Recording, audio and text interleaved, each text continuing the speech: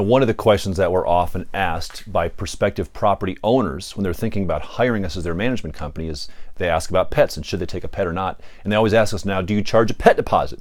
And our answer often surprises them because the answer is this: no, we don't charge a pet deposit, and you never want to charge a pet deposit. It is not in the best interest of the owner.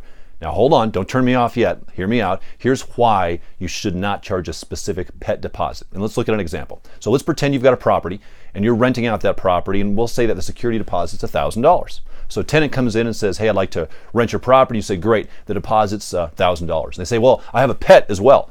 And let's pretend for this example that you're a pet-friendly property. You say, no problem, bring your pet in and I'm gonna charge you a pet deposit of $500. Okay, so now you have a security deposit of $1,000. You have a pet deposit of $500. So you've got a total deposit of $1,500. With me so far? Okay, great. Let's fast forward to the end of that lease term. And let's say that this scenario did not go well. Tenant was not the best tenant. So when they move out, they owe you some back rent. They owe you some late fees. They have a hole in the wall. They owe you some utility bills. They owe you a bunch of money for a bunch of rent, late fees, hole in the wall, and utilities. And a matter of fact, when you total up these things, it happens to equal $1,500. And you think, great, because I've got my deposit of $1,500. They owe me $1,500. I'm going to retain all of their deposit and we're square. Well, not so fast. Let's look at this. Because what do you have as you have it documented on the lease? You have a security deposit of $1,000 and you have a pet deposit of $500. So let's go back to our list of charges. Were any of these things pet damage related? Well, the rent's not, the late fee's not, the hole in the wall probably wasn't caused by the pet, utilities weren't caused by the pet, so none of the money that your tenant owes you is related to damage their pet caused. Therefore, your security deposit that you can only tag for those damages is $1,000. So you're going to end up writing them a check back for $500 for their pet deposit, because a pet deposit can only apply, if you title it pet deposit, to pet damage.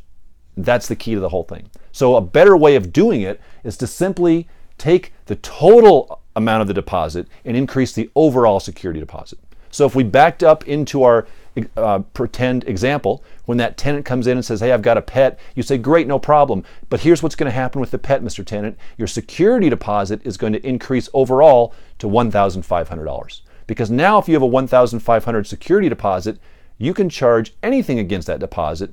Damage, pet damage, rent owed, utilities, hole in the wall. You can utilize it for anything that is owed, because now you're classifying it and you're categorizing it as just an overall security deposit. You're not delineating pet deposit. So you're still getting the same benefit, but it's important to make sure you don't classify it on your lease as a pet deposit. And this is a common mistake we see from property management companies, unfortunately, and from self-managers. So make sure you're increasing your deposit overall. You do want to increase that deposit with a pet, but increase the overall deposit. Don't call it a pet deposit. So here's a quick question for you. And you may say, well, gosh, can I just charge a non-refundable pet deposit? That's kind of happening now. No, you cannot. It is illegal to do so. And here's what I mean by that.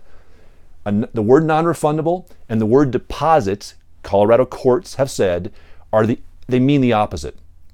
Either it's a deposit or it's non-refundable. It can't be both. So if you try to charge, if you label it on your lease a non-refundable pet deposit, judges will say, no, you can't have it. Because by the very definition of the word deposit, that means refundable.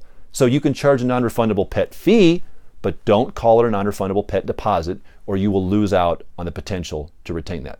One more question for you. Can you charge an additional security deposit for a service animal? So let's pretend your tenant comes in and says, great, I've got a service animal that I want to bring in. Now be very cautious. There's a lot of information that goes along with service animals. So you want to talk to somebody that knows what's going on, talk to an attorney, talk to a PM company.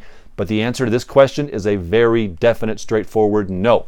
You may not charge additional security deposit for a service animal. And if you want to get yourself in trouble with HUD and the feds, just try doing that. So be very, very cautious. Talk to somebody, a professional, if your tenant tries to bring in a service animal. Consider us a resource. If you've got questions on this, whether you're a client of ours or not, we're happy to help. Reach out to us.